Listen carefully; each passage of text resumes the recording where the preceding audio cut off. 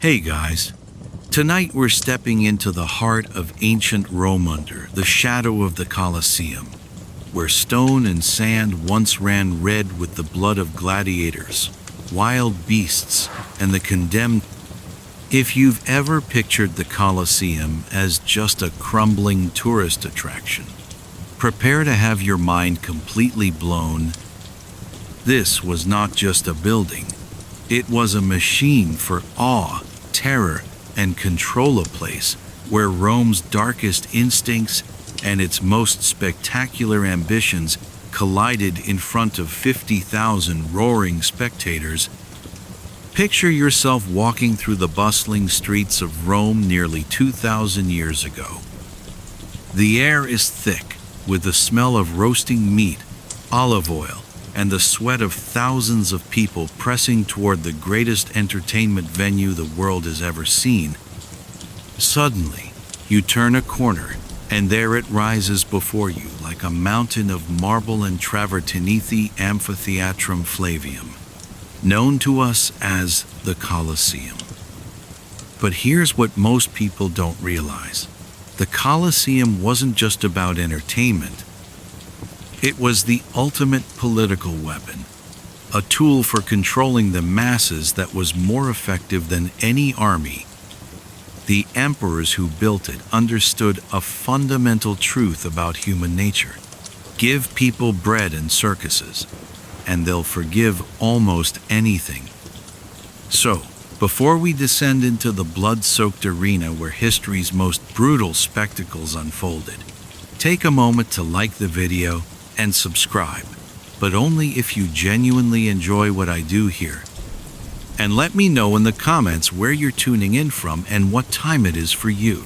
It's always fascinating to see who's joining us from around the world. Now, dim the lights, maybe turn on a fan for that soft background hum, and let's ease into tonight's journey together. When the Colosseum's gates first opened in 80 CE under Emperor Titus, the inaugural games lasted for 100 days and nights. Imagine the spectacle: thousands of gladiators fighting to the death, exotic animals from every corner of the empire, and even mock naval battles where the entire arena floor was flooded with water.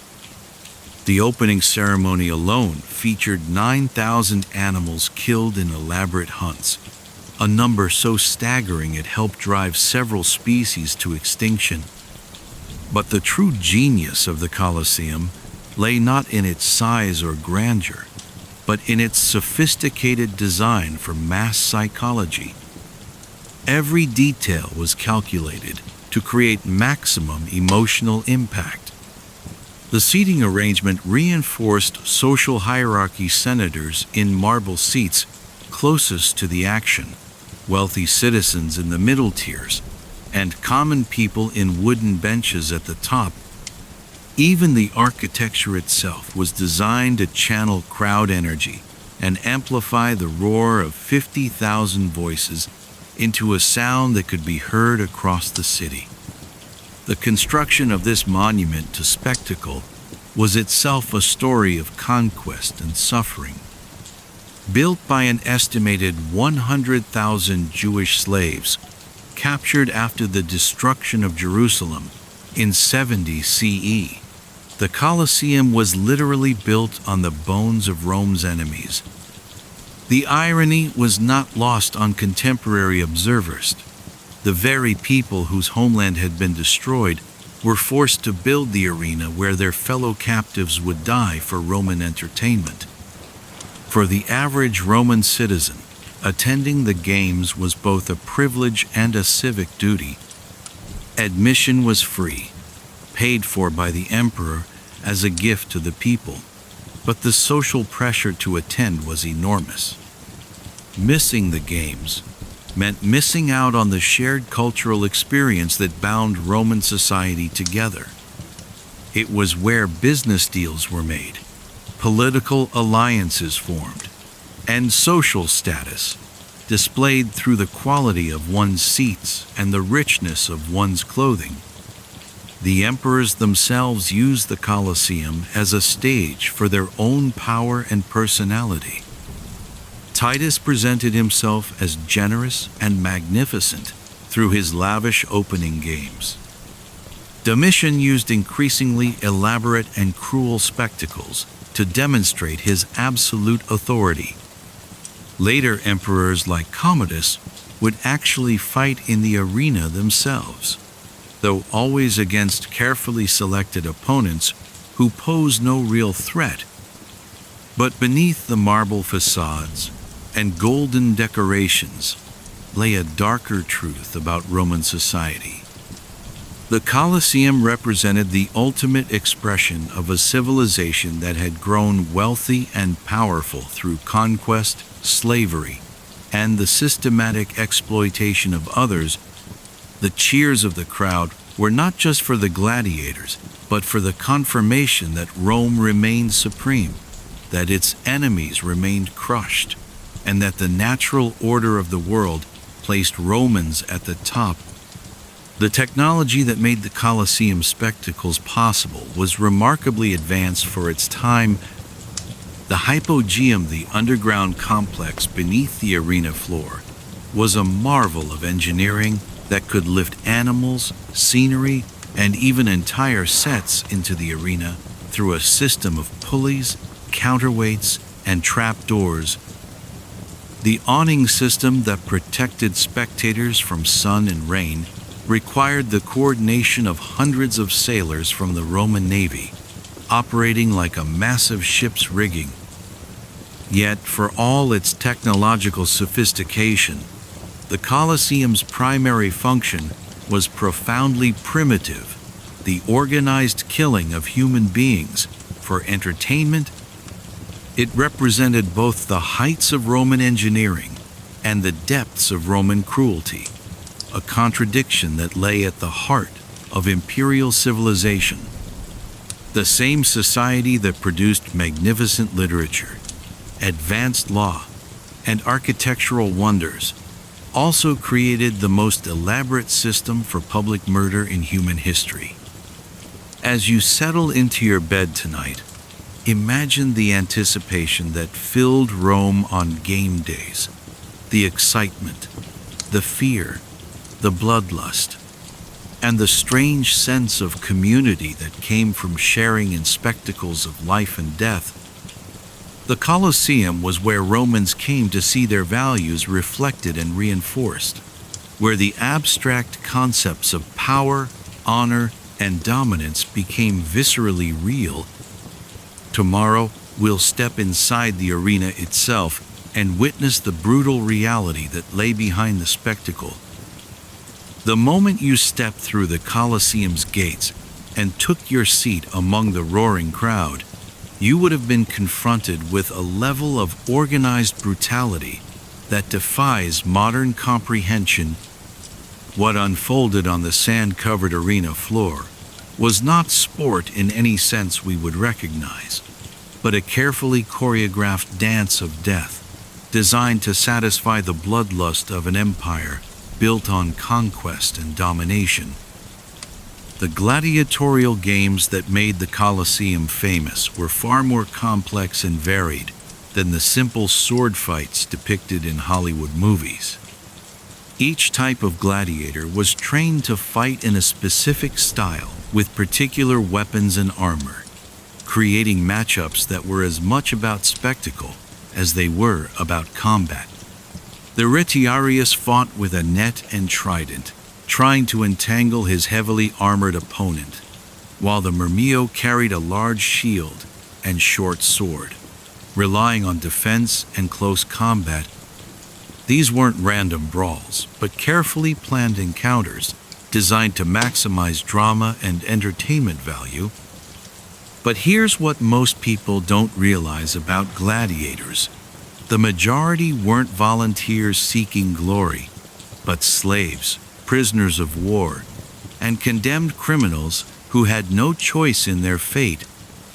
They were trained in specialized schools called ludi, where they learned not just how to fight, but how to die with dignity and style. The training was brutal, and the mortality rate was staggering. Most gladiators died within their first year in the arena. Those who survived long enough to become famous were the exception, not the rule. The morning program typically began with the venaciones, elaborate animal hunts that were less about hunting skill than about demonstrating Rome's dominance over the natural world. Exotic beasts from across the empire were released into the arena to fight each other or be killed by specially trained hunters called venatores.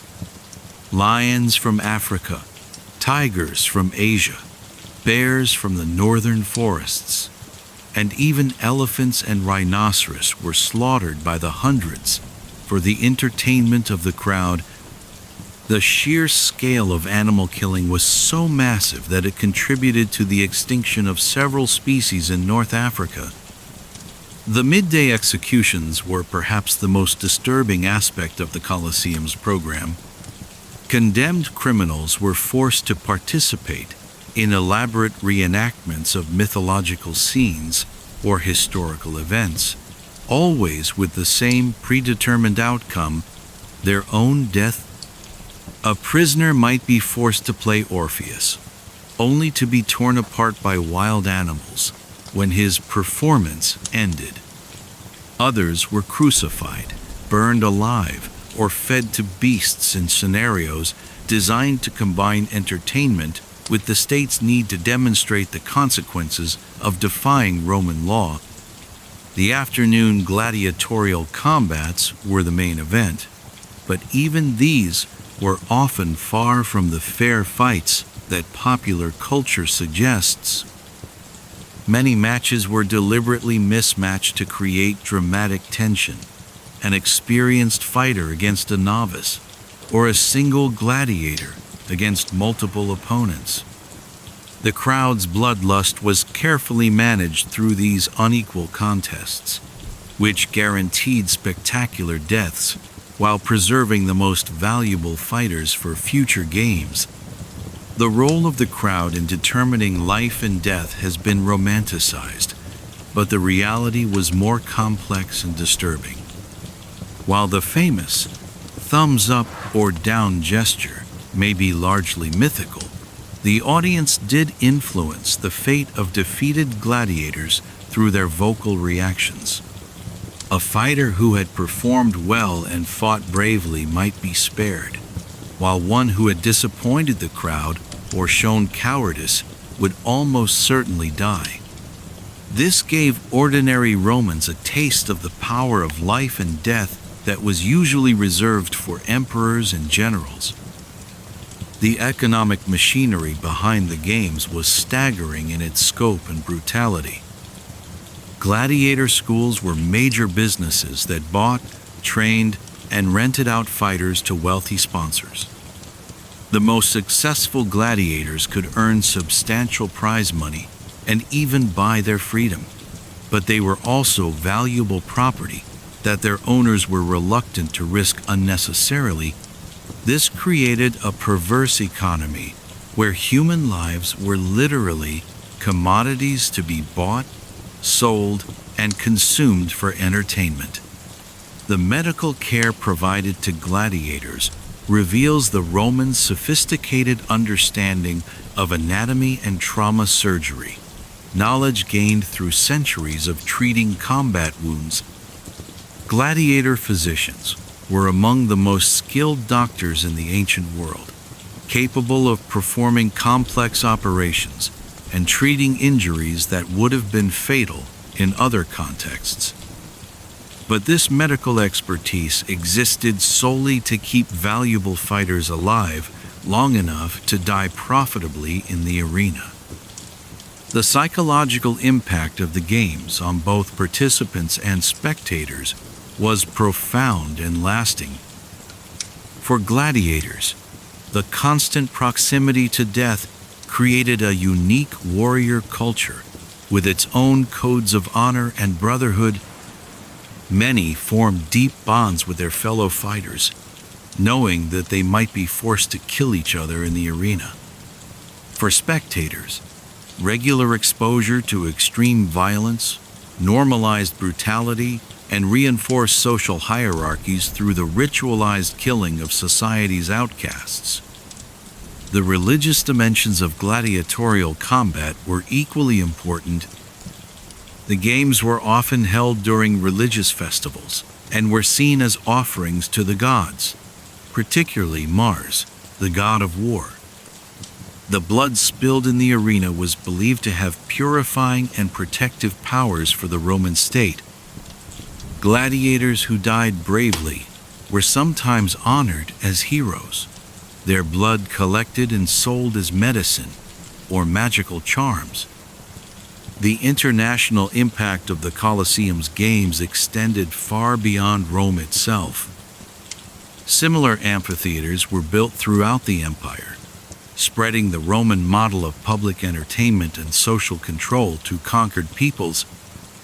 Local elites in provincial cities competed to sponsor increasingly elaborate games, using gladiatorial spectacles to demonstrate their loyalty to Rome and their own wealth and power. The decline of gladiatorial games was gradual and complex, influenced by changing religious attitudes, economic pressures, and shifting cultural values. The rise of Christianity played a role, as church leaders condemned the games as immoral and incompatible with Christian values. But economic factors were equally important. Maintaining the elaborate infrastructure and constant supply of fighters, animals, and equipment became increasingly expensive as the empire's resources were stretched thin. The legacy of the Colosseum's brutality extends far beyond ancient Rome. The building itself became a symbol of imperial power and the capacity of civilized societies to organize and celebrate extreme violence. Modern totalitarian regimes have often looked to Roman precedents when designing their own systems of public spectacle and social control. The Colosseum reminds us that technological sophistication and cultural achievement do not necessarily lead to moral progress. As you drift towards sleep tonight, consider the uncomfortable truth that the same human impulses that filled the Colosseum with cheering crowds still exist within us today. The desire to see conflict, to witness the defeat of others, and to feel the thrill of vicarious violence has not disappeared from human nature. The Colosseum stands as a warning about what happens when these impulses are given free rein and organized by those in power. Tomorrow, we'll descend beneath the arena floor to explore the hidden world that made these spectacles possible. Beneath the blood-soaked sand of the Colosseum's arena floor lay a hidden world that was perhaps even more remarkable than the spectacles above the hypogeum. A vast underground complex of tunnels, chambers, and mechanical systems that made the impossible seem routine and transformed the arena into a stage where reality itself could be manipulated. This subterranean realm was where the magic of the games was created, where men and beasts waited in darkness for their moment of glory or death, and where the most advanced technology of the ancient world served the most primitive human desires. The hypogeum was a marvel of Roman engineering that stretched 2 stories beneath the arena floor, covering an area roughly the size of a modern football field. Its corridors were wide enough for elephants to pass through, its chambers large enough to house hundreds of wild animals, and its mechanical systems sophisticated enough to lift entire sets and scenery into the arena above. The Romans had essentially built a massive theater backstage beneath their amphitheater, complete with all the infrastructure needed to support the most elaborate productions imaginable. The animal holding areas in the hypogeum were like a nightmarish zoo designed by someone who had never heard of animal welfare. Cages lined the corridors, each one designed to hold a specific type of beast, from the massive enclosures needed for elephants and rhinoceros to the smaller but heavily reinforced cells that contained lions, tigers, and leopards. The sounds that echoed through these tunnels must have been terrifying.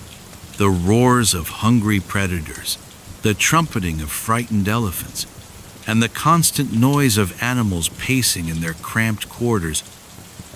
The logistics of supplying the Colosseum with animals were staggering in their scope and brutality.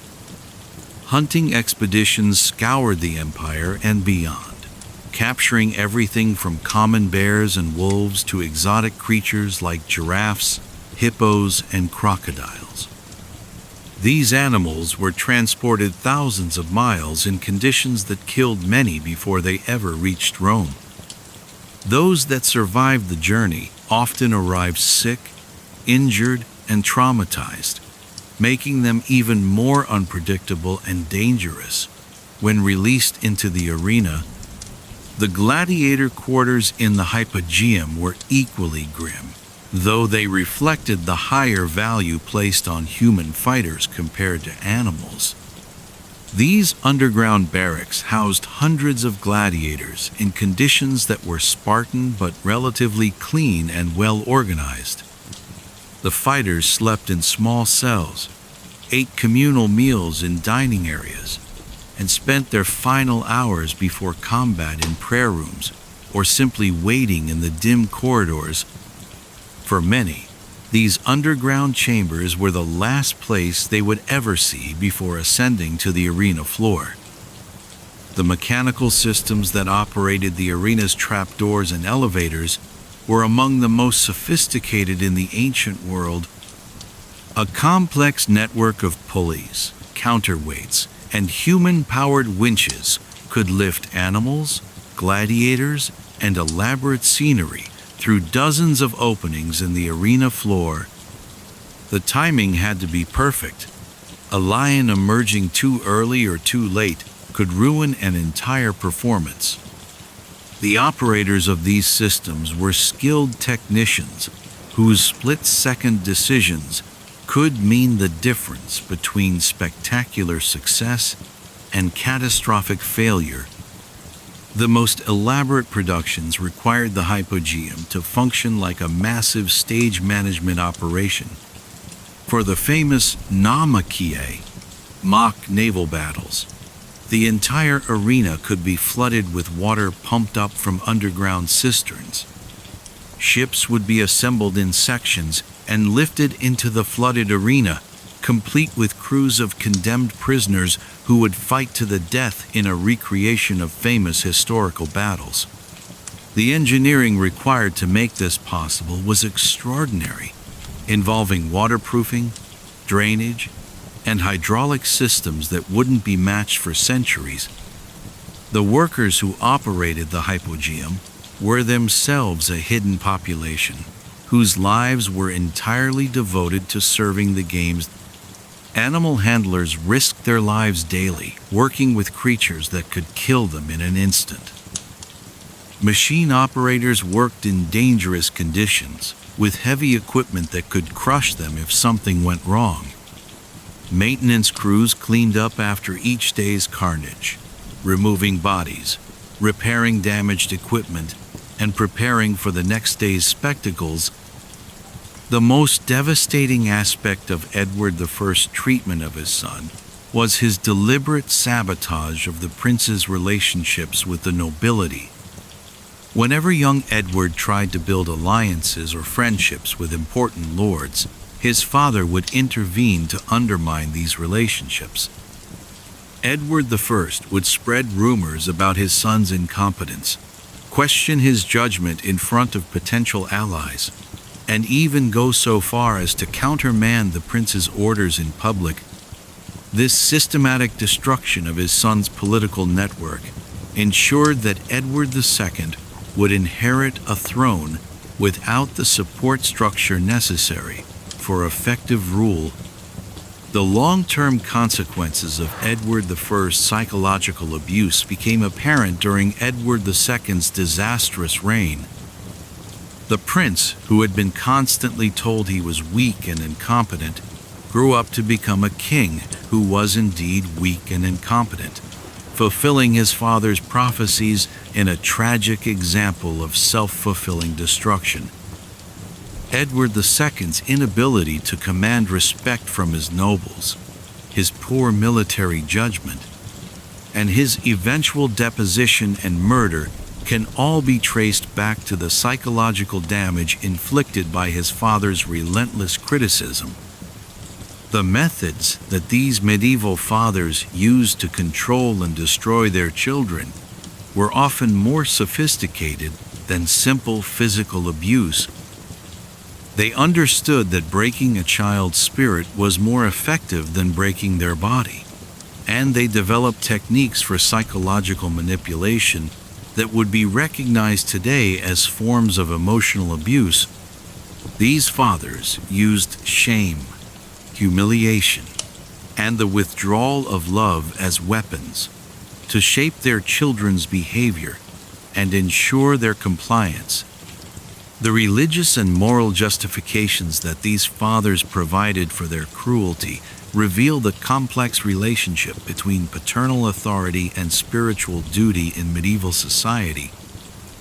Both Philip IV and Edward I claimed that their harsh treatment of their children was necessary to prepare them for the responsibilities of kingship.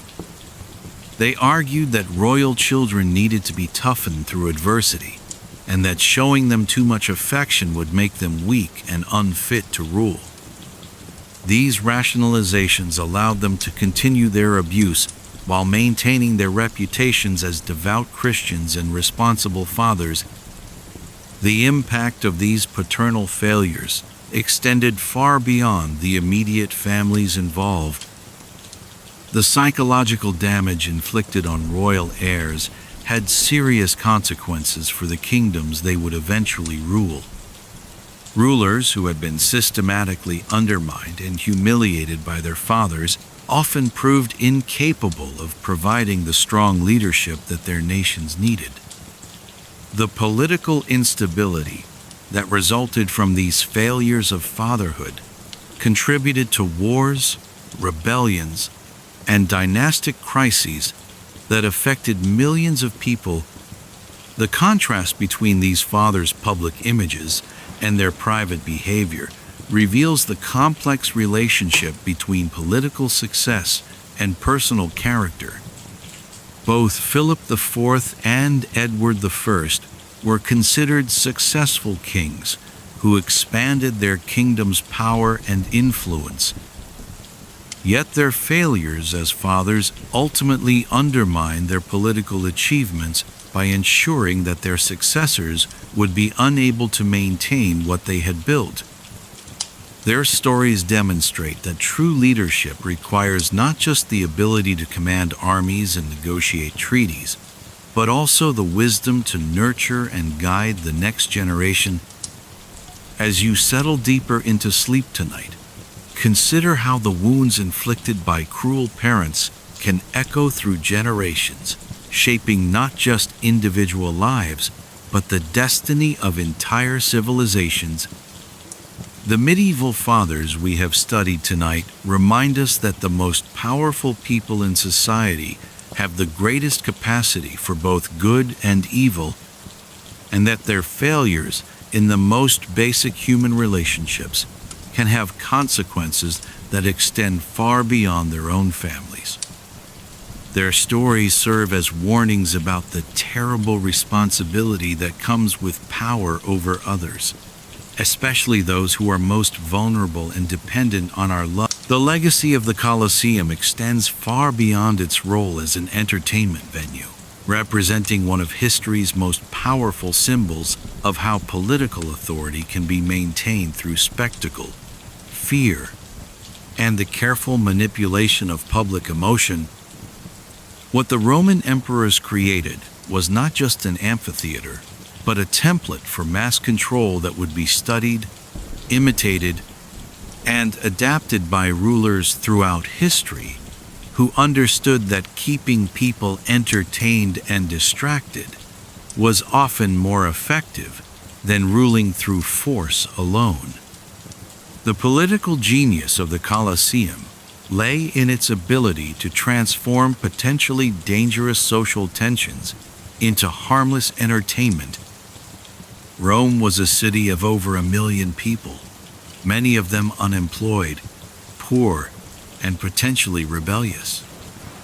The games provided a release valve for these pressures, channeling popular frustration and aggression into cheering for gladiators rather than rioting against the government. The emperors who sponsored the most elaborate games were remembered as generous benefactors, while those who failed to provide adequate entertainment risked losing popular support. The economic impact of the Colosseum on Roman society was enormous and far-reaching. The games supported entire industries, from the gladiator schools that trained fighters to the networks of hunters and traders who supplied exotic animals. Thousands of people made their living directly or indirectly from the entertainment industry that the amphitheater represented. The construction and maintenance of the building itself provided employment for architects, engineers, craftsmen, and laborers, while the games themselves created opportunities for vendors, bookmakers, and countless other service providers. The cultural influence of gladiatorial combat spread throughout the Roman Empire and beyond, creating a shared language of violence and spectacle that helped bind together diverse populations under Roman rule. Provincial cities competed to build their own amphitheaters and sponsor their own games, using gladiatorial spectacles to demonstrate their loyalty to Rome and their adoption of Roman values. The games became a form of cultural imperialism, spreading Roman attitudes about power, honor, and the acceptable use of violence to conquered peoples throughout the Mediterranean world.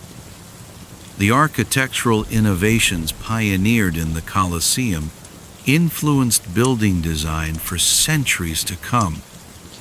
Its sophisticated crowd control systems, with multiple entrances and exits that could handle massive numbers of people safely and efficiently, provided models for later public buildings. The use of concrete and advanced engineering techniques to create such a massive freestanding structure inspired architects throughout the empire and beyond. Even today, modern stadiums and arenas owe a debt to the design principles first perfected in the Colosseum. The decline of gladiatorial games was gradual and complex, reflecting broader changes in Roman society and values. The rise of Christianity played a significant role, as church leaders condemned the games as immoral and incompatible with Christian teachings about the sanctity of human life. Emperor Constantine, the first Christian emperor, began restricting the games in the early 4th century, though they continued in various forms for several more centuries. Economic pressures also contributed to their decline, as the empire's resources were increasingly strained by military campaigns and administrative costs. The transformation of the Colosseum after the end of the games reveals how monuments to power can be repurposed and reinterpreted by later generations. During the medieval period, the building served various functions as a fortress, a housing complex, workshops for artisans, and even a sacred site where Christian martyrs were believed to have died. Each new use reflected the values and needs of different eras, showing how the meaning of historical monuments can evolve over time. The rediscovery and restoration of the Colosseum during the Renaissance marked the beginning of its transformation into a symbol of both Roman greatness and the dangers of unchecked power. Scholars and artists who studied the ruins were simultaneously awed by the engineering achievements they represented and horrified by the human suffering they had witnessed. This dual legacy, admiration for Roman technical skill combined with revulsion at Roman cruelty, continues to shape how we view the ancient world today. The influence of the Colosseum on modern entertainment and media has been profound and often disturbing. The gladiatorial model of entertainment and age, where audiences derive pleasure from watching others suffer or compete in life or death situations, can be seen in everything from boxing and mixed martial arts to reality, television, and video games. The psychology that filled Roman amphitheaters with cheering crowds has not disappeared, but has found new outlets in modern mass media. The lessons that modern societies can learn from the Colosseum are both inspiring and cautionary. On one hand, it demonstrates the remarkable achievements possible when human ingenuity and resources are focused on a single goal. The engineering, organization, and artistic vision required to create such a monument represent some of the highest achievements of ancient civilization. On the other hand, it serves as a warning about what happens when these same capabilities are directed toward morally questionable ends. The preservation efforts that have maintained the Colosseum for modern visitors reflect our ongoing struggle to understand and learn from this complex legacy. Each restoration project must balance respect for the building's historical significance with acknowledgement of the suffering it represents. The challenge is to preserve the monument as a source of knowledge and reflection, without glorifying the violence and cruelty that once took place within its walls. The international recognition of the Colosseum as a UNESCO World Heritage Site and one of the new 7 wonders of the world reflects its enduring power as a symbol of human achievement and human folly. Millions of visitors from around the world come to see the ruins each year, each bringing their own perspectives and interpretations to what they witness. For some, it represents the glory of ancient Rome. For others, it serves as a reminder of the capacity for civilized societies to engage in systematic brutality. The academic study of the Colosseum continues to yield new insights into Roman society, technology, and values. Archaeological investigations reveal new details about how the building functioned, while historical research provides deeper understanding of the social and political forces that shaped the games. Each new discovery adds to our knowledge of this complex institution and its role in Roman civilization.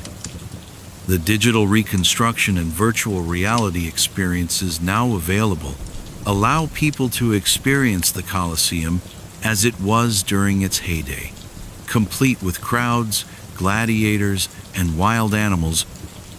These technologies raise new questions about how we should remember and represent historical violence. They offer unprecedented opportunities for education and understanding, but they also risk trivializing or sensationalizing the real suffering that took place in the arena. As we prepare to leave the shadow of the Colosseum and journey into new chapters of human history, remember that this monument stands as both an achievement and a warning. It reminds us that the same human capabilities that can create beauty and wonder can also be turned toward destruction and cruelty. The choice between these paths remains as relevant today as it was 2,000 years ago. From the blood-soaked sands of Rome's greatest arena, our journey through history now takes us to explore a very different but equally revealing aspect of ancient civilization: the strange and often brutal systems that governments devised to extract wealth from their subjects. We turn from spectacles of death to the everyday struggles of ordinary people, trying to survive under tax systems that were often more creative in their cruelty than anything the Colosseum ever witnessed. Tonight, as you settle deeper into your pillow, consider the complex legacy of the Colosseum and what it teaches us about the relationship between power, spectacle, and human nature. The stones of the amphitheater have outlasted the empire that built it, serving as an eternal reminder that our greatest achievements and our darkest impulses often spring from the same source. But our journey through the shadows of history is far from over, and tomorrow we'll discover how ancient governments found ways to make ordinary life as brutal as any gladiatorial combat. From the cold halls where medieval fathers destroyed their children's futures through cruelty and neglect, our journey through history now carries us to one of the most pivotal moments in Western civilization: the assassination of Julius Caesar, a single act of violence that would paradoxically destroy the Roman Republic in order to save it, and in doing so, give birth to an empire that would dominate the world for centuries. While those royal fathers failed through personal weakness, the Roman senators who plotted Caesar's death failed through a fundamental misunderstanding of the forces they were trying to control.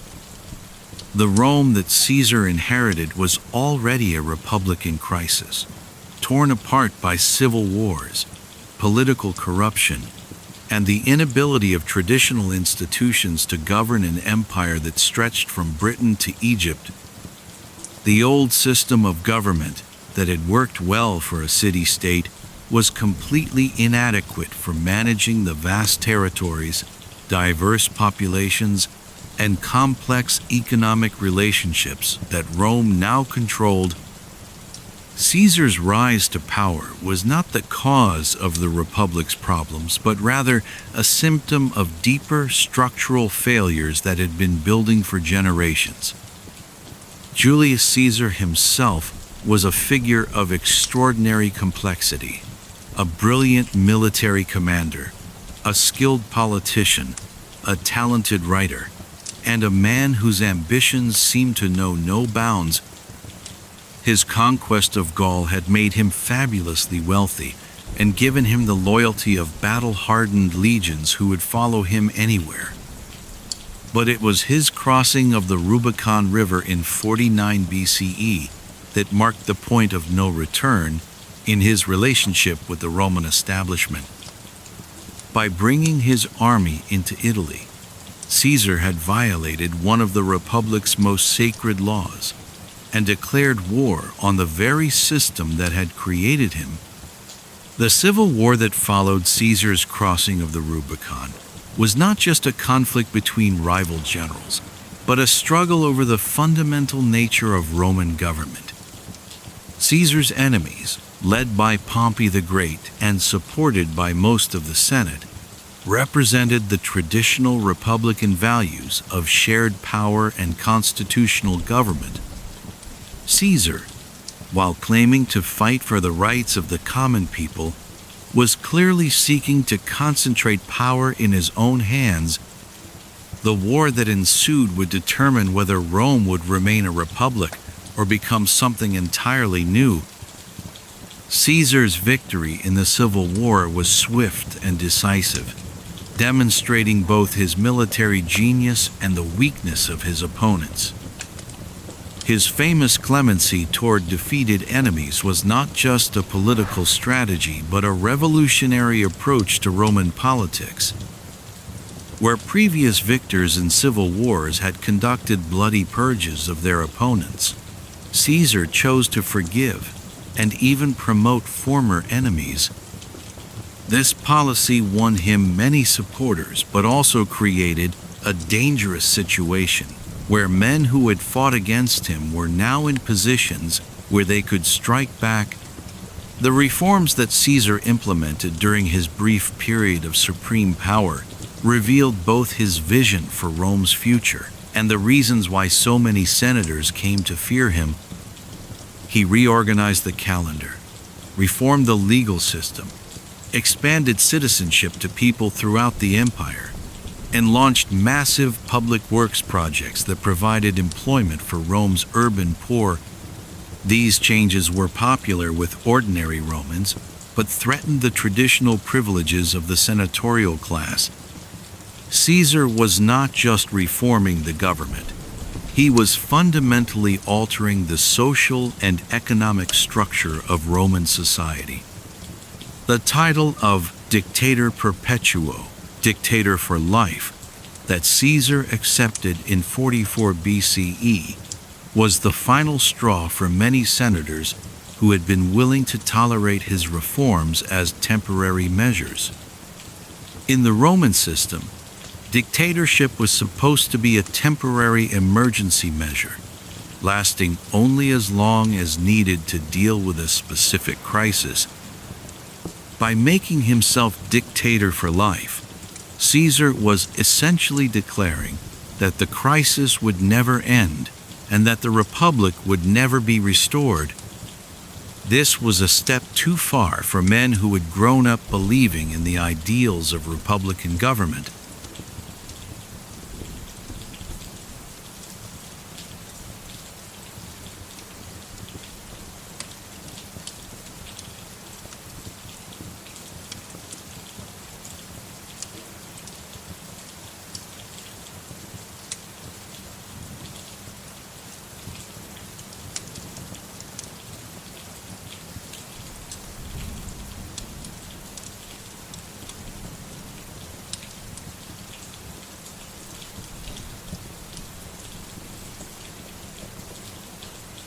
The conspiracy that formed against Caesar was not the work of a few ambitious individuals, but represented a broad coalition of senators. The morning of the 15th of March, 44 BCE, dawned with an atmosphere of tension and foreboding that seemed to hang over Rome like a dark cloud, as if the very gods themselves were holding their breath in anticipation of the violence that was about to unfold. What the conspirators had planned as a swift, surgical strike to save the Republic would instead become one of the most shocking and brutal political assassinations in human history, a moment of such savagery that it would haunt the Roman imagination for generations. The final preparations for the assassination revealed the careful planning and coordination that had gone into the conspiracy. The senators involved had spent weeks rehearsing their roles, determining who would strike first, who would block the exits, and who would deliver the killing blows. They had even practiced their speeches for after the deed was done, preparing to justify their actions to the Roman people and the world. What they had not prepared for was the psychological reality of committing murder, or the chaos that would follow their carefully orchestrated act. Brutus, the most reluctant of the conspirators, spent the night before the assassination in agonized contemplation of what he was about to do. As the descendant of the Brutus who had helped establish the Roman Republic by overthrowing the last king, he felt the weight of history pressing down on him. His wife Portia, sensing his distress, had even injured herself to prove that she could be trusted with his secrets.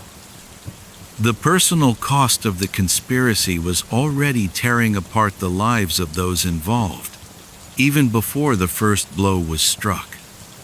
Caesar's decision to attend the Senate meeting, despite all the warnings he had received, was influenced by a combination of political necessity and personal pride. He could not afford to appear weak or superstitious, by canceling an important Senate session based on dreams and omens. Mark Antony, his most trusted lieutenant, had been deliberately detained by one of the conspirators to ensure that Caesar would arrive at the theater of Pompeii without his most capable bodyguard.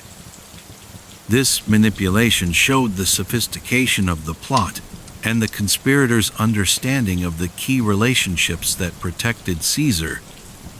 The moment Caesar entered the theater of Pompeii, the conspiracy began to unfold with the precision of a military operation.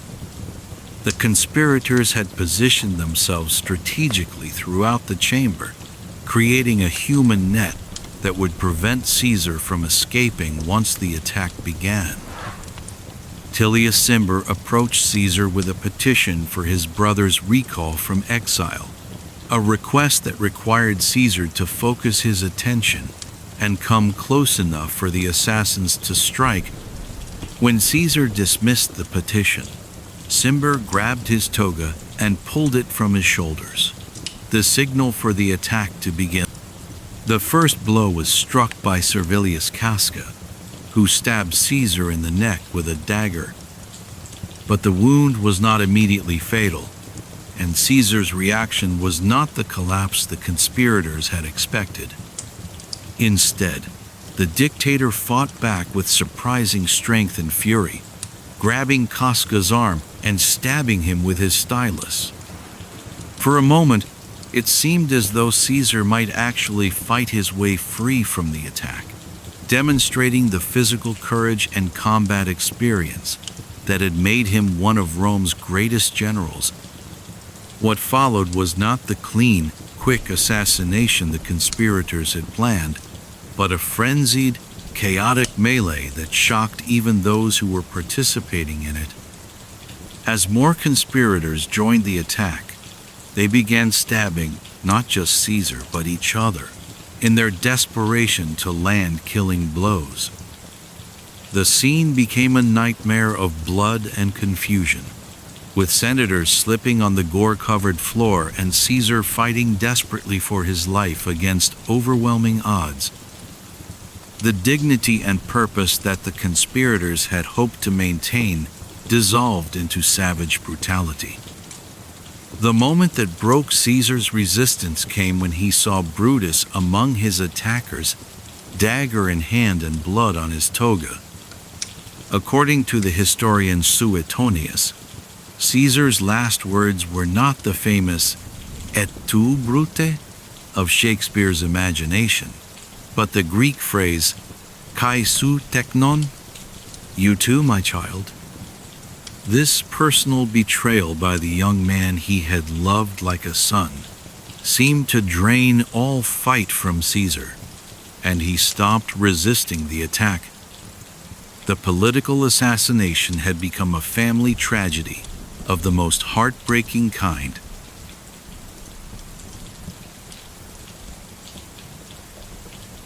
The Babylonian practice of tax hostages was particularly cruel.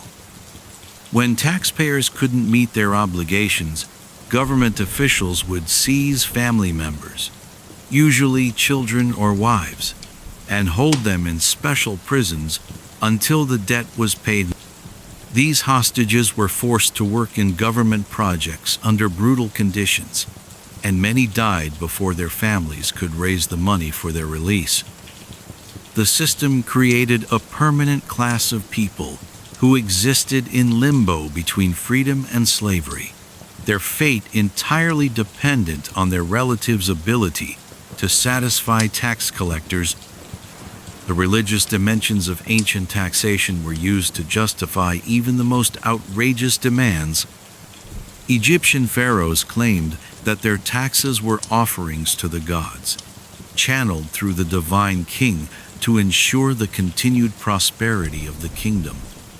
Mesopotamian rulers declared that tax evasion was a sin against the gods that would bring divine punishment not just on the individual, but on their entire community. These religious justifications made resistance to taxation not just politically dangerous, but spiritually damning. The economic consequences of these early tax systems were catastrophic and long-lasting. Archaeological evidence shows that regions subjected to heavy taxation experienced population decline, agricultural abandonment, and urban decay. The short-term revenue gains that motivated these policies were consistently offset by long-term economic collapse, as productive activities became unprofitable. Yet ancient rulers continued to increase tax burdens, apparently unable to understand that they were destroying the very wealth they were trying to capture. The social stratification created by ancient tax systems was more rigid and oppressive than anything seen in later periods. A small class of tax-exempt elites, priests, nobles, and government officials lived in luxury, while the vast majority of the population struggled under crushing fiscal burdens. Social mobility became virtually impossible, as families were trapped in cycles of debt and obligation that could persist for generations. The tax system became a mechanism for perpetuating inequality and preventing any challenge to established power structures. The technological innovations that emerged from ancient tax collection were remarkable in their sophistication. The Egyptians developed some of the world's first standardized weights and measures to ensure accurate assessment of goods and property. They created detailed maps and surveys that recorded the exact boundaries and productive capacity of every piece of land in the kingdom. The Mesopotamians invented complex mathematical systems for calculating compound interest on tax debts, ensuring that even small initial obligations could grow into unpayable burdens over time. The resistance movements that emerged in response to these oppressive tax systems were often more threatening to ancient governments than foreign invasions. Tax revolts could unite diverse populations in ways that other grievances could not, creating coalitions that crossed ethnic, religious, and social boundaries. The Egyptian and Mesopotamian archives are filled with records of uprisings that began as protests against unfair taxation and evolved into attempts to overthrow entire governments. The international influence of these early tax systems was enormous. The techniques developed by Egyptian and Mesopotamian tax collectors were copied and adapted by governments throughout the ancient world. Trade relationships spread knowledge of different taxation methods, while conquest and migration carried these systems to new regions. The basic principles of systematic economic extraction that these civilizations pioneered would influence government finance for thousands of years. As you drift towards sleep tonight, consider the millions of ancient people who lived their entire lives under these crushing fiscal burdens, never knowing when the next assessment might destroy everything they had worked to build. Their suffering reminds us that the relationship between citizens and their governments has always been shaped by questions of power, obligation, and the limits of legitimate authority. Tomorrow, we'll see how the Greeks and Romans took these early innovations in taxation and refined them into even more sophisticated instruments of oppression. The funeral of Julius Caesar, 3 days after his assassination, became the moment when the conspirators' carefully laid plans completely collapsed, transforming what they had intended as a liberation into the catalyst for an even more autocratic system than the one they had tried to destroy. Mark Antony, Caesar's most loyal lieutenant and a master of political theater, turned the funeral into a weapon that would destroy the assassins more effectively than any army. The conspirators had made a fatal error in allowing Caesar's body to be displayed publicly and permitting Mark Antony to deliver the funeral oration.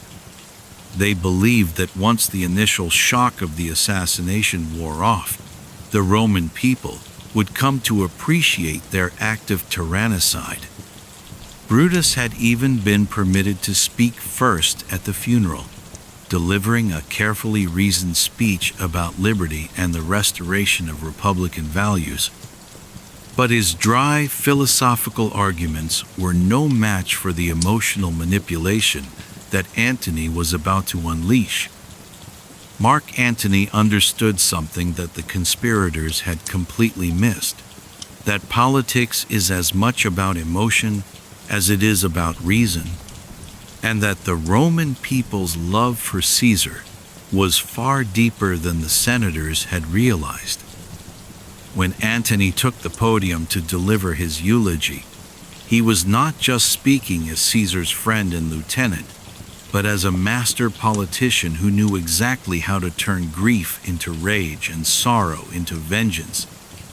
The speech he delivered would become one of the most effective pieces of political rhetoric in human history.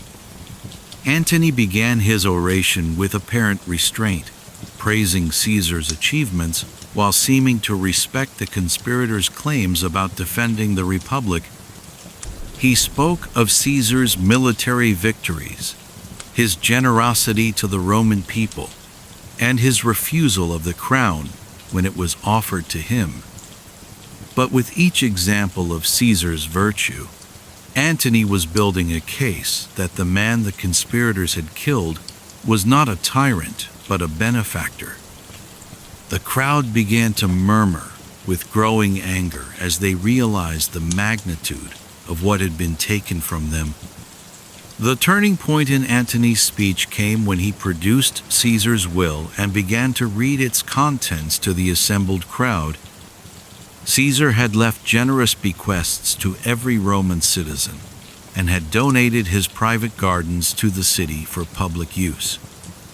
This revelation that the tyrant had been planning to give away his wealth to the people created a powerful contrast with the senators who had killed him. The crowd's anger began to focus not just on the loss of Caesar, but on the selfishness and ingratitude of his assassins. But Antony's masterstroke came when he displayed Caesar's blood-stained toga to the crowd, pointing out each tear made by the conspirators' daggers. He described how Caesar had tried to cover his face with his toga when he saw Brutus among his attackers, how the man who had conquered Gaul and crossed the Rubicon had died not in battle, but through treachery.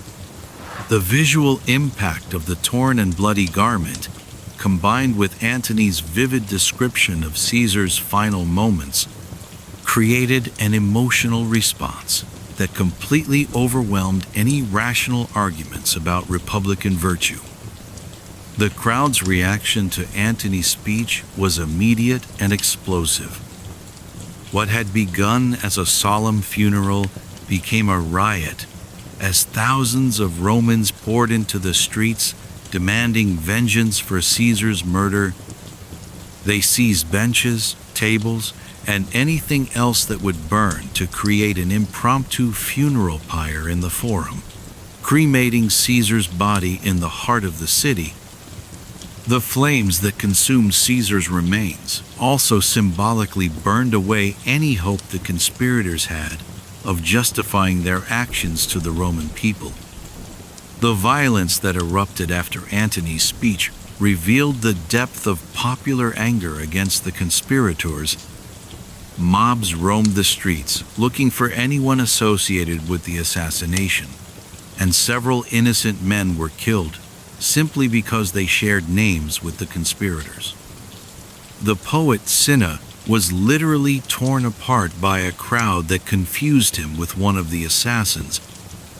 The conspirators themselves were forced to flee Rome, abandoning their homes and families, as they realized that their lives were in immediate danger.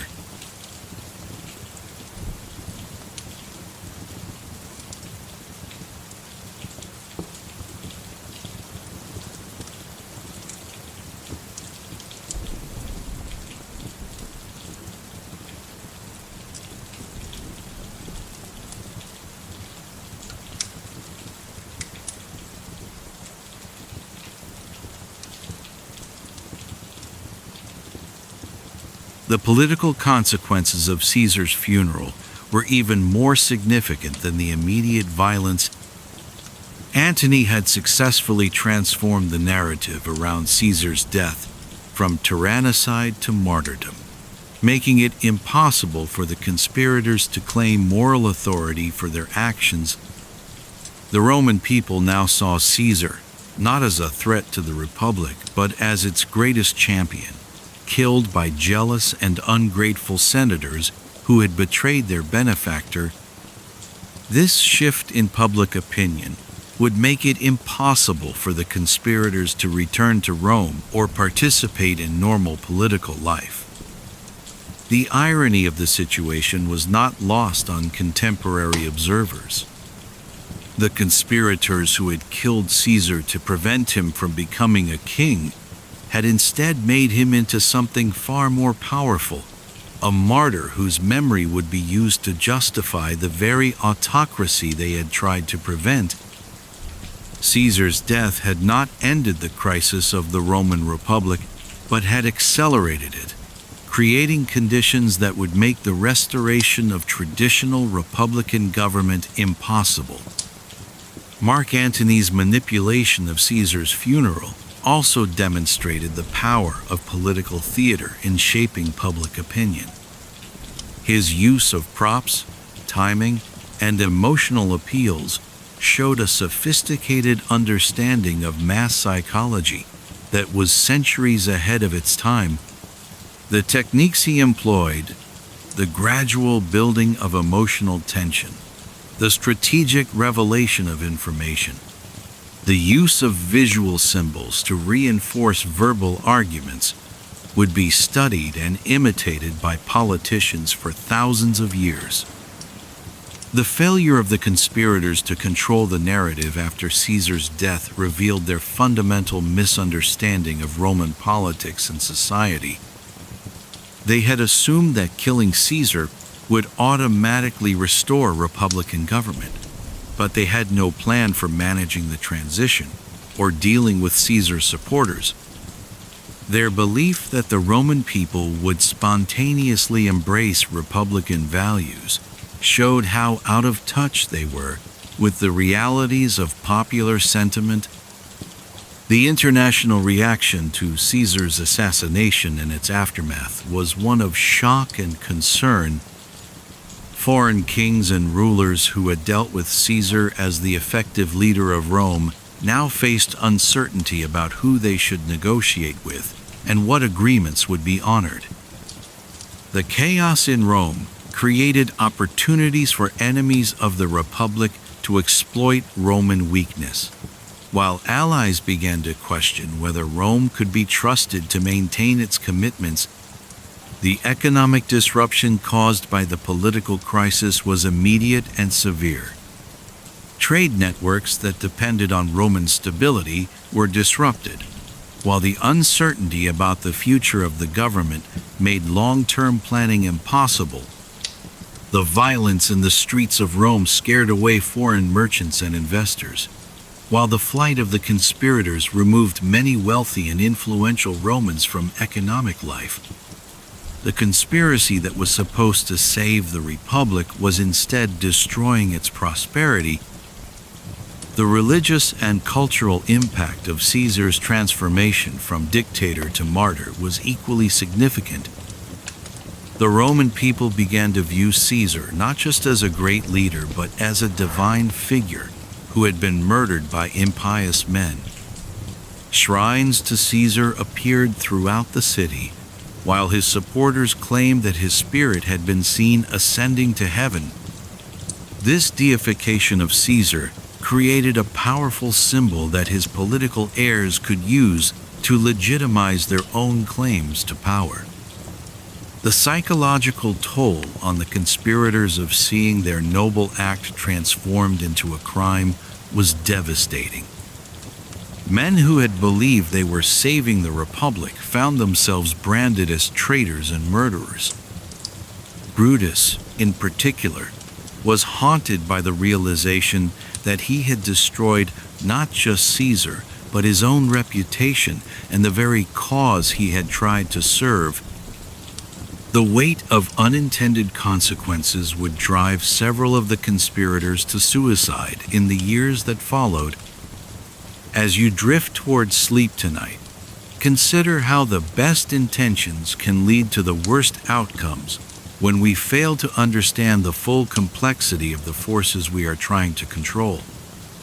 The conspirators who killed Caesar believed they were performing a noble act of liberation, but their failure to anticipate the emotional and political consequences of their actions led to results that were exactly opposite to what they intended. Their story reminds us that in politics, as in life, the road to disaster is often paved with good intentions, and that the most dangerous enemies of progress are sometimes those who claim to be its greatest champions.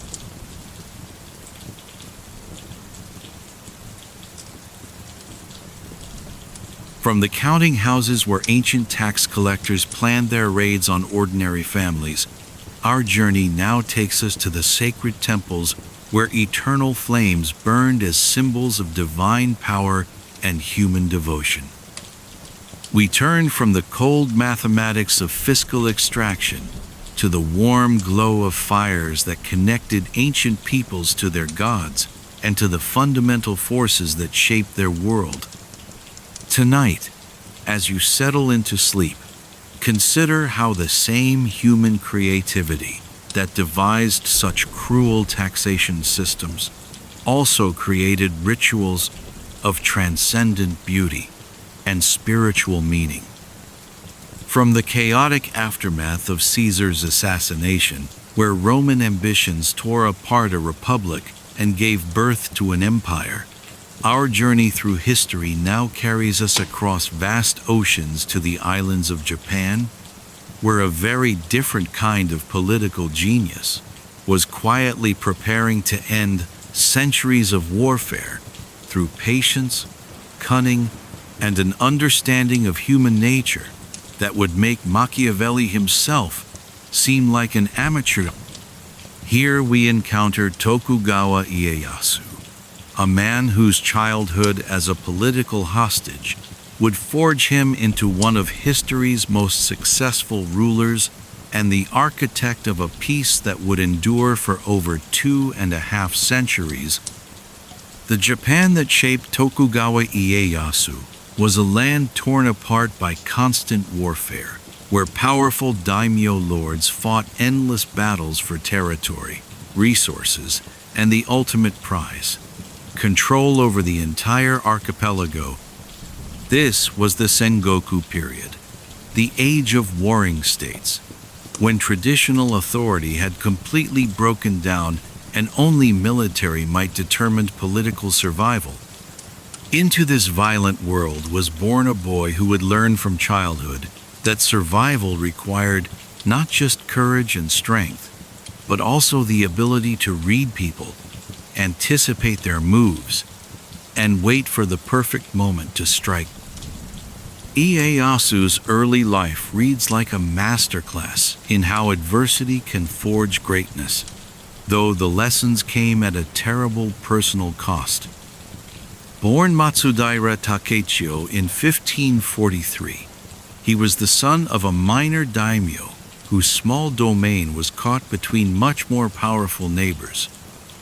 When Ieyasu was just 4 years old, his father was forced to send him as a hostage to the Imagawa clan to secure a military alliance. This wasn't an unusual arrangement in warring Japan, but for a young child, it meant being separated from his family and living under the constant threat that he could be killed if his father's loyalty ever wavered. The journey to his captivity became the first of many lessons in the brutal realities of political power. The ship carrying young Ieyasu to the Imagawa was intercepted by the rival Oda clan, who held him prisoner for 2 years before finally releasing him in a prisoner exchange. During this time, the boy learned that his life was nothing more than a bargaining chip in games played by adults whose ambitions mattered more than his welfare. This early experience of powerlessness would profoundly shape his later understanding of how to acquire and maintain real authority. When Ieyasu finally reached the Imagawa court at the age of 6, he entered a world that was both luxurious and dangerous. The Imagawa were one of Japan's most powerful clans, and their court was a center of culture and learning as well as military planning. But for a hostage child, every day was a reminder that his continued existence depended on forces completely beyond his control. He watched other hostage children disappear when their families fell from favor, and he learned to read the subtle signs that indicated when political winds were shifting. The education that Ieyasu received during his captivity was far more comprehensive than what most children of his era could expect. He studied classical Chinese literature, military strategy, economics, and statecraft under some of Japan's finest scholars. But perhaps more importantly, he learned by observing the complex political maneuvering that characterized life at a major daimyo court. He saw how alliances were formed and broken, how information was gathered and used, and how successful leaders balanced competing interests to maintain their power. The psychological impact of spending his formative years as a hostage cannot be overstated.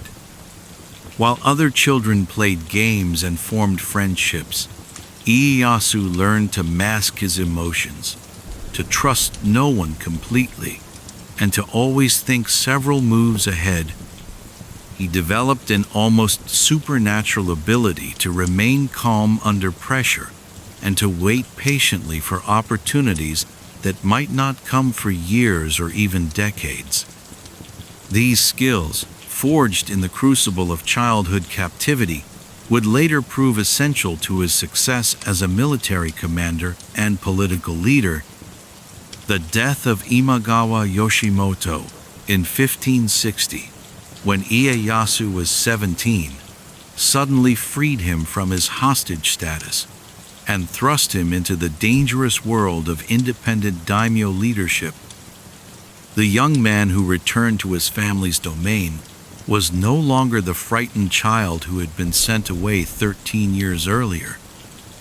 He had been transformed into a calculating political operator who understood that survival in Ieyasu's first major political decision demonstrated the strategic thinking that would characterize his entire career. Rather than trying to maintain his family's traditional alliance with the now weakened Imagawa, he chose to ally himself with Oda Nobunaga, the rising power who had killed his former captor. This decision required him to set aside any personal feelings about the man who had disrupted his childhood and focus solely on what would best serve his long-term interests. It was a cold calculation that showed how completely his hostage years had shaped his approach to politics. The alliance with Nobunaga proved to be one of the most important relationships of Ieyasu's life. Though it was always characterized by careful mutual respect rather than genuine friendship, Nobunaga was a brilliant but unstable genius whose revolutionary military tactics and ruthless political methods were transforming Japanese warfare. Ieyasu learned enormously from observing Nobunaga's innovations, but he also noted his allies' weaknesses, particularly his tendency toward cruelty and his failure to build lasting institutional structures. The years of serving as Nobunaga's ally taught Ieyasu valuable lessons about both the possibilities and the limitations of military conquest. He participated in numerous campaigns that demonstrated how superior tactics and technology could overcome traditional advantages of numbers and position, but he also observed how Nobunaga's harsh methods created enemies who would eventually unite against him. Ieyasu began to develop his own vision of how Japan could be unified, not just through military force, but through a combination of strength and political wisdom that would create lasting stability. The assassination of Nobunaga in 1582 created a power vacuum that would test everything Ieyasu had learned during his years of careful observation and alliance building.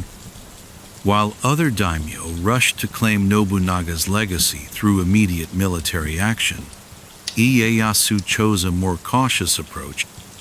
He understood that the man who moved too quickly might win initial victories, but ultimately exhaust himself fighting multiple enemies. Instead, he began the patient process of positioning himself for the long-term struggle that he knew was coming.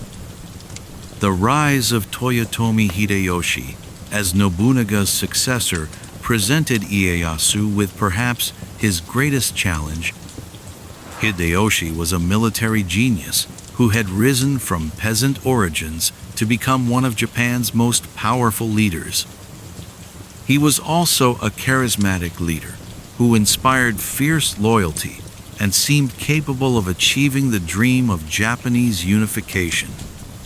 For Ieyasu, the question was whether to challenge Hideyoshi immediately or to wait for a better opportunity. His decision to submit to Hideyoshi's authority while quietly building his own strength showed the patience and strategic thinking that would ultimately lead to his triumph. As you settle into sleep tonight, consider the extraordinary transformation of a frightened child hostage into one of history's most successful political leaders. Ieyasu's story reminds us that our greatest strengths often emerge from our deepest struggles, and that the ability to learn from adversity can be more valuable than any natural talent. His patient approach to power and his understanding that true victory requires not just winning battles, but building lasting institutions, would soon be tested in the crucible of Japanese politics. Tomorrow, we will see how the lessons learned in childhood captivity would guide him through the complex maneuvering that would make him the master of Japan.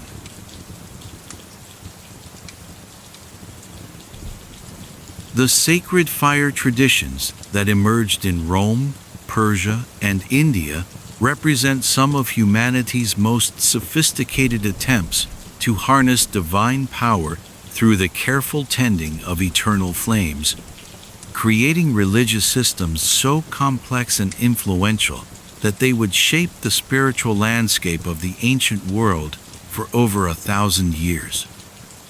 These were not simple fire-worshipping cults, but elaborate theological and political institutions that used sacred flames as instruments of state power, social control, and spiritual transformation.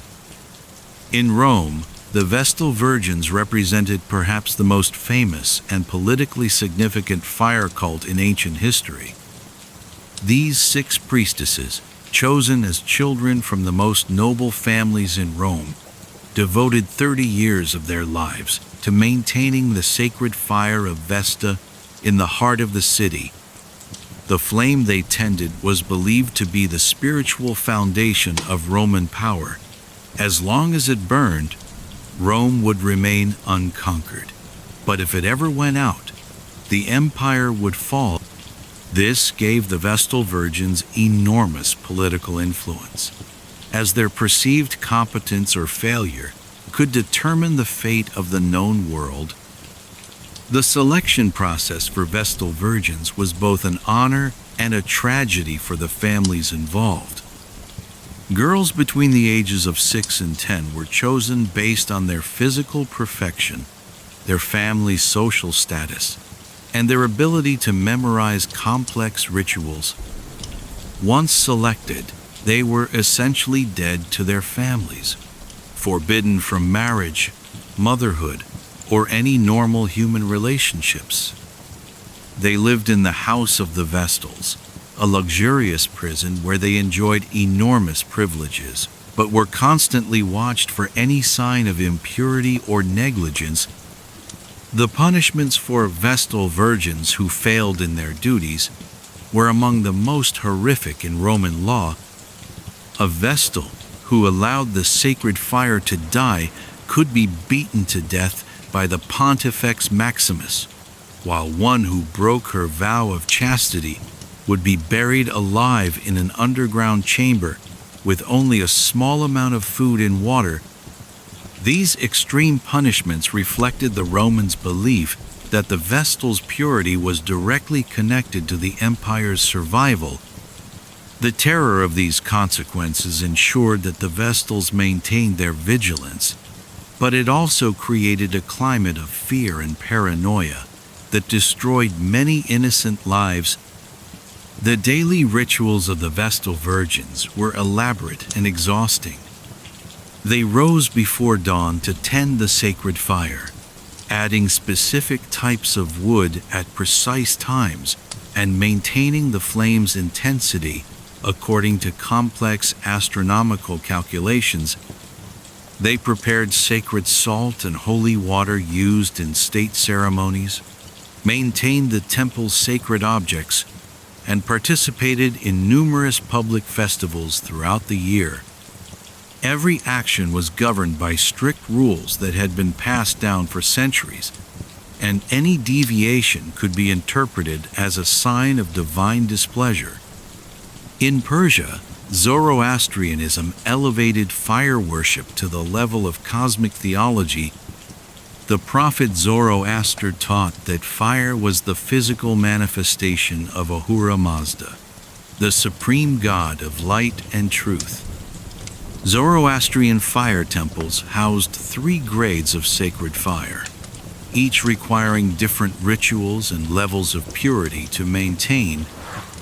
The highest grade, Atash Bahram, required fires from 16 different sources, including lightning, funeral pyres, and metalworking furnaces, to be combined in elaborate ceremonies that could take over a year to complete. The Zoroastrian fire priests, known as Mobeds, underwent decades of training to master the complex rituals required to maintain sacred flames.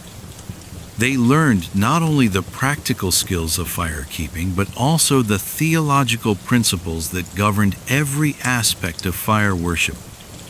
The purity laws that governed their lives were extraordinarily strict. They could not touch dead matter, eat certain foods, or even breathe directly on the sacred fire. Their entire existence was organized around maintaining the cosmic battle between light and darkness that Zoroastrian theology placed at the center of existence. The political influence of Zoroastrian fire worship was enormous. Persian kings derived their legitimacy from their role as protectors of the sacred fires, and major political decisions were often made in consultation with fire priests, who claimed to read divine will in the flames.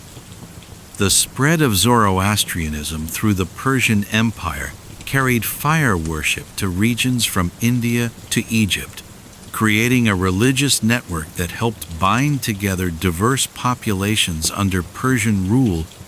The fire temples became centers of learning, administration, and cultural exchange that rivaled the greatest cities of the ancient world.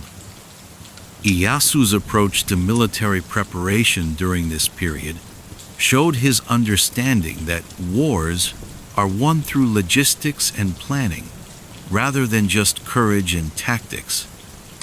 While maintaining the appearance of a peaceful administrator, he was quietly building one of Japan's most formidable military machines. He recruited and trained elite units, stockpiled weapons and supplies, and developed detailed plans for rapid mobilization. His army looked smaller than those of his rivals, but it was better equipped, better trained, and better prepared for sustained campaigns. The intelligence network that Ieyasu developed was perhaps the most sophisticated in Japanese history. He recruited spies and informants from every level of society, from high-ranking samurai to humble merchants and servants. This network provided him with detailed information about his rivals' military capabilities, political plans, and personal weaknesses. More importantly, it allowed him to identify potential allies and enemies long before they revealed their true intentions. Knowledge, Ieyasu understood, was often more valuable than armies. The death of Hideyoshi in 1598 created the opportunity that Ieyasu had been patiently waiting for throughout his years of apparent submission. Hideyoshi's heir was a child, and the Regency Council established to govern in his name was divided by personal rivalries and conflicting ambitions. The unity that Hideyoshi had imposed through his personal charisma and military genius began to fracture almost immediately. For Ieyasu, this was the moment when decades of careful preparation would finally pay off. The political maneuvering that followed Hideyoshi's death revealed the full extent of Ieyasu's strategic genius. While other members of the Regency Council engaged in obvious power struggles and formed hasty alliances, Ieyasu appeared to remain above the fray. He positioned himself as the defender of Hideyoshi's legacy and the protector of the young heir. Even as he quietly activated the network of alliances he had spent years building, his rivals didn't realize they were being outmaneuvered until it was too late to stop him. The contrast between Ieyasu's patient, methodical approach and the impulsive actions of his rivals became increasingly apparent as the political crisis deepened. Leaders like Ishida Mitsunari, who had been among Hideyoshi's most trusted advisors, made the fatal error of moving too quickly and revealing their intentions too clearly. They formed obvious military coalitions and made inflammatory speeches that allowed Ieyasu to portray them as rebels against legitimate authority. By the time they realized they were walking into a trap, Ieyasu had already gained the moral and political high ground. The economic and logistical advantages that Ieyasu had built during his years of apparent submission now became decisive factors in the coming conflict. His domain was prosperous and well administered, capable of supporting extended military campaigns without imposing crushing burdens on the population. His rivals, many of whom had exhausted their resources in Hideyoshi's Korean campaigns, found themselves struggling to maintain their armies and fund their political activities.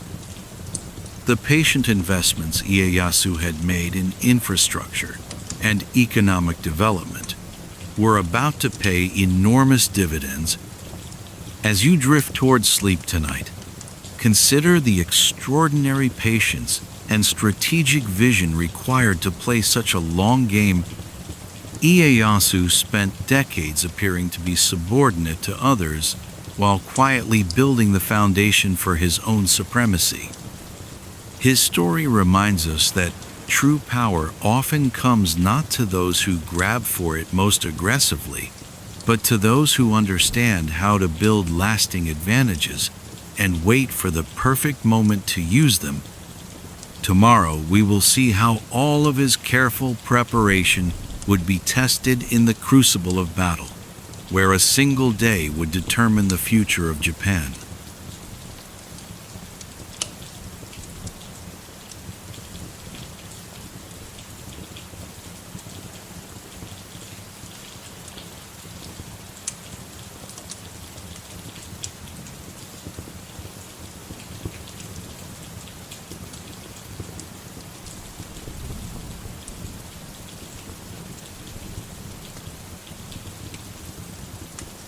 The Battle of Sekigahara on the 15th of October, 1600, would prove to be one of the most decisive military engagements in human history. A single day of fighting that ended centuries of warfare and established a political order that would endure for over 2.5 centuries. But what made this battle truly remarkable was not the fighting itself, which lasted only 6 hours, but the intricate web of political manipulation, strategic betrayal, and psychological warfare that Tokugawa Ieyasu had woven in the months leading up to the conflict. The political crisis that led to Sekigahara began when Ishida Mitsunari, one of Hideyoshi's most trusted administrators, made the fatal error of openly challenging Ieyasu's growing influence.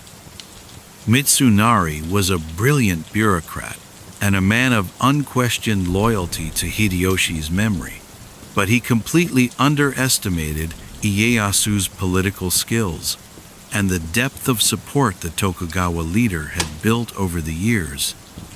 When Mitsunari began forming a coalition to oppose Ieyasu, he thought he was organizing a defense of legitimate authority. In reality, he was walking into a trap that Ieyasu had been preparing for decades. The genius of Ieyasu's strategy lay in his ability to make his enemies appear to be the aggressors, while positioning himself as the defender of peace and legitimate order. When Mitsunari began raising armies and making inflammatory speeches about Ieyasu's ambitions, the Tokugawa leader responded with apparent reluctance and sorrow. He claimed that he had no desire for conflict, but was being forced to defend himself against unjust accusations.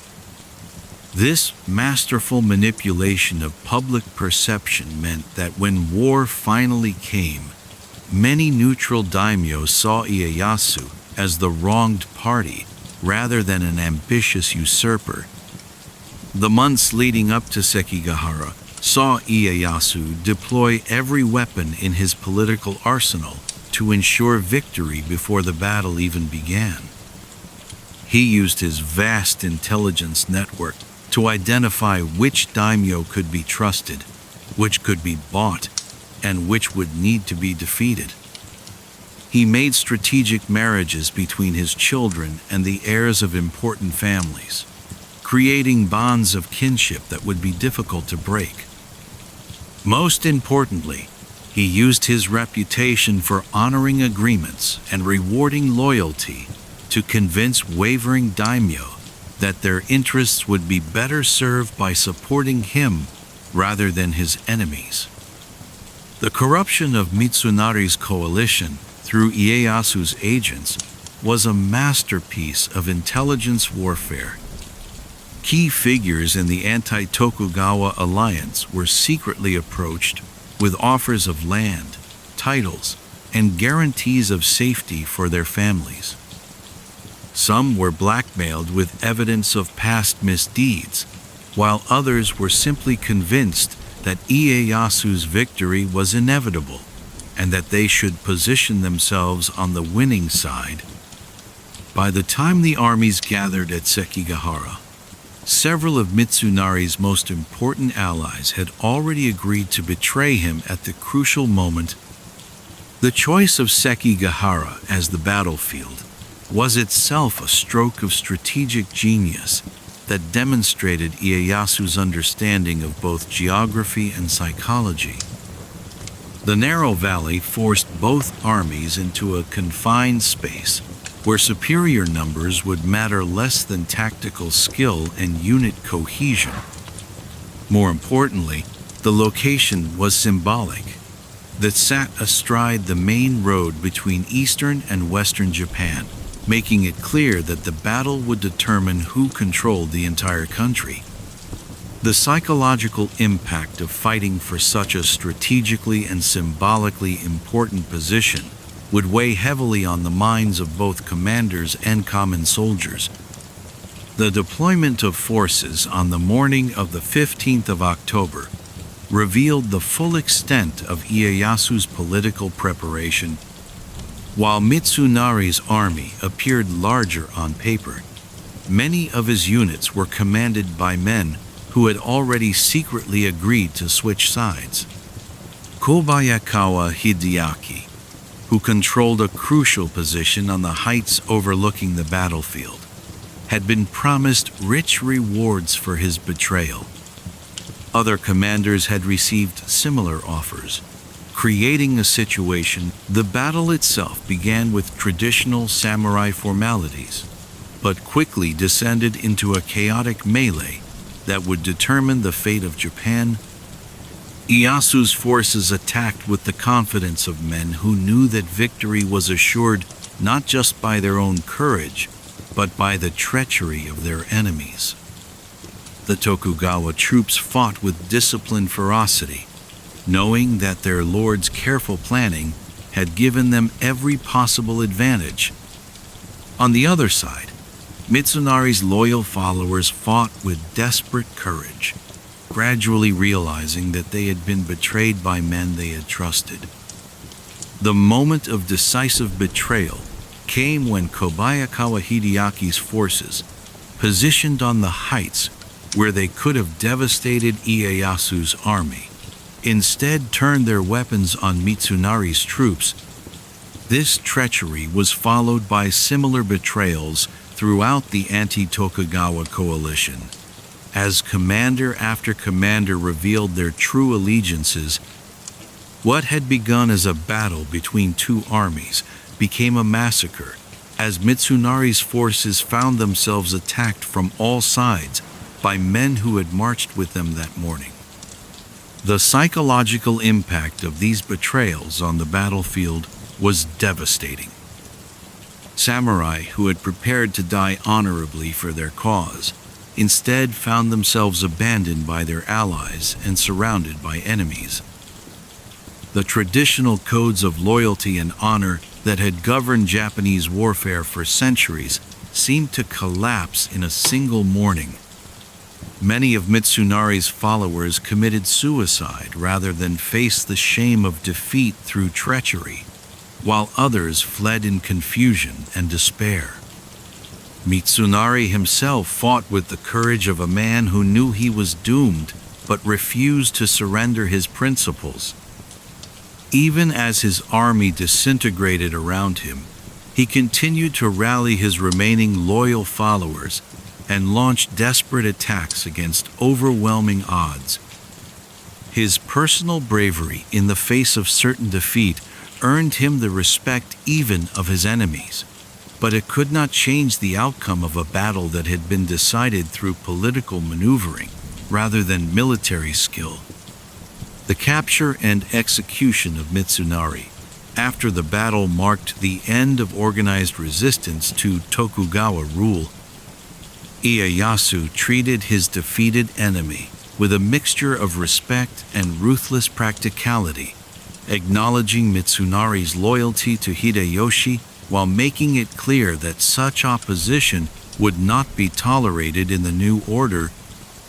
The public display of Mitsunari's head served as a warning to any other daimyo who might consider challenging Tokugawa authority. The rewards and punishments that Ieyasu distributed after Sekigahara demonstrated his understanding that victory must be consolidated through careful political management. Those who had supported him were richly rewarded with new lands and titles, while those who had opposed him faced confiscation of their domains and, in many cases, death. But Ieyasu was also careful to show mercy to those who had fought against him, but could be useful in the future, demonstrating that loyalty to the new regime would be rewarded regardless of past allegiances. The speed with which opposition to Tokugawa rule collapsed after Sekigahara revealed the extent to which Ieyasu's victory had been predetermined by his political preparation. Daimyo throughout Japan quickly sent messages of submission and offers of service to the new hegemon. The country that had been torn apart by warfare for over a century suddenly found itself united under a single authority. The battle that had lasted only 6 hours had ended an era and begun a new chapter in Japanese history. The international implications of Ieyasu's victory were equally significant. Foreign traders and missionaries who had been dealing with a fragmented Japan suddenly found themselves facing a unified government with clear policies and consistent authority. The stability that Tokugawa rule brought to Japan would allow the country to control its interactions with the outside world in ways that had been impossible during the chaotic Sengoku period. As you settle into sleep tonight, consider how a single day of battle can reshape the destiny of an entire civilization. Sekigahara was not just a military victory, but the culmination of decades of patient political work that transformed Japan from a land of endless warfare into a unified nation. Ieyasu's triumph reminds us that the greatest victory, each story we have shared tonight, has revealed different aspects of the human condition, our capacity for both cruelty and transcendence, our ability to create systems of oppression and rituals of liberation, our endless creativity in both destroying and celebrating life. The thread that connects all these historical episodes is the recognition that human beings are neither purely good nor purely evil, but complex creatures whose choices determine whether we create heaven or hell on earth. The ancient peoples whose stories we have explored tonight faced challenges that were not so different from our own: how to organize society fairly, how to find meaning in existence, how to connect with forces greater than themselves, and how to leave the world better than they found it. Their successes and failures offer lessons that remain relevant today, reminding us that the fundamental questions of human existence are timeless even as the specific circumstances of life continue to change. Tonight, as you drift into peaceful sleep, surrounded by the warmth and safety of the modern world, remember that you are part of an unbroken chain of human experience that stretches back to the very beginning of civilization. The same fire that warmed the first human settlements continues to burn in the lights that illuminate your home. The same human spirit that created the great festivals of antiquity continues to seek meaning and connection in our modern celebrations. May your dreams be filled with the wisdom of those who came before us, the courage of those who faced darkness and chose to kindle light, and the hope that comes from knowing that every ending is also a beginning. Sleep well, knowing that the greatest achievements in human history have come not from those who sought to dominate others, but from those who understood that true power lies in the ability to transform suffering into wisdom, darkness into light, and fear into love. Good night.